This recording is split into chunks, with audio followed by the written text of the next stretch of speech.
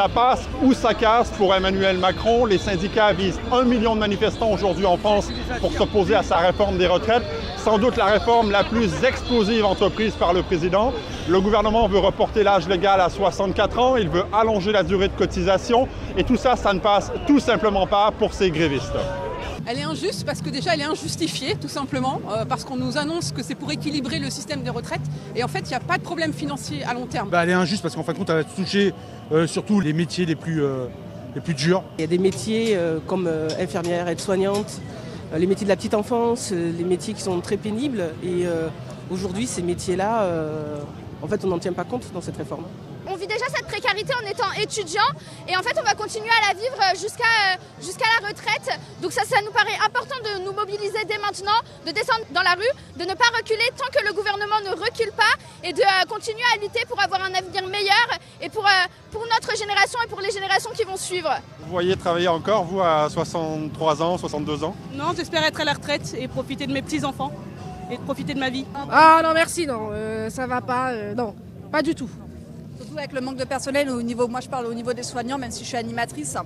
Moi je vois pas une collègue qui a 64 ans aider une personne de 90 ans. Si même elle est à 64 ans, elle est toute cassée, c'est même pas la peine.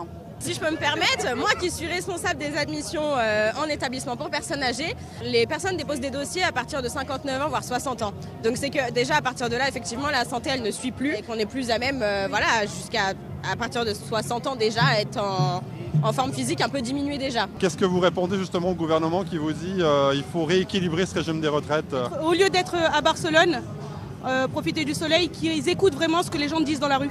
Voilà, le peuple français est dans la rue et il faut les écouter. Le système des retraites n'était pas assez en danger, n'était même pas du tout en danger pour qu'on procède à ces changements. Et c'est vraiment juste chier sur la gueule des soignants que de vouloir demander de travailler à 64 ans, ça n'a aucun sens. À long terme, pérenniser le système, on est tout à fait d'accord. Sauf qu'ils n'ont envisagé qu'une possibilité, c'est celle de faire payer davantage les salariés. Or, il y a d'autres pistes. Il y a les entreprises, il y a les revenus du capitaux, et puis il y a aussi, on peut aussi faire un effort les salariés. Je pense que quand on dit aux gens, est-ce que vous pouvez donner 15 € de plus par mois par exemple, ou travailler 2 ans de plus, le choix est vite fait. Est-ce que ce 19 janvier est le début d'une mobilisation massive? C'est la question qui tue. Il faut savoir que le climat social est tendu depuis plusieurs mois en raison de l'inflation.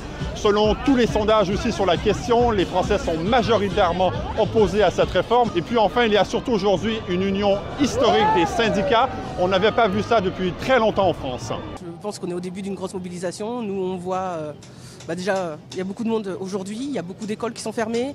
On a eu beaucoup d'appels pour savoir de camarades, de collègues qui voulaient faire grève et qui ne savaient pas comment on faisait grève. Donc du coup, voilà, c'est plutôt motivant. Et puis il y a plus de 250 mobilisations sur tout le territoire et dans des endroits où il n'y avait plus de mobilisation depuis des années. J'ai regardé un peu dans les régions, on est énormément mobilisé dans les régions, on l'est à Paris.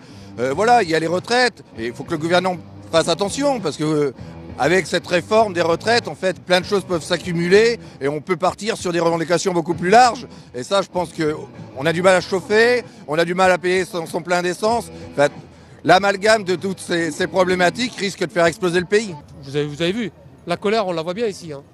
Il y a toutes les corporations, toutes sortes de syndicats qui sont là.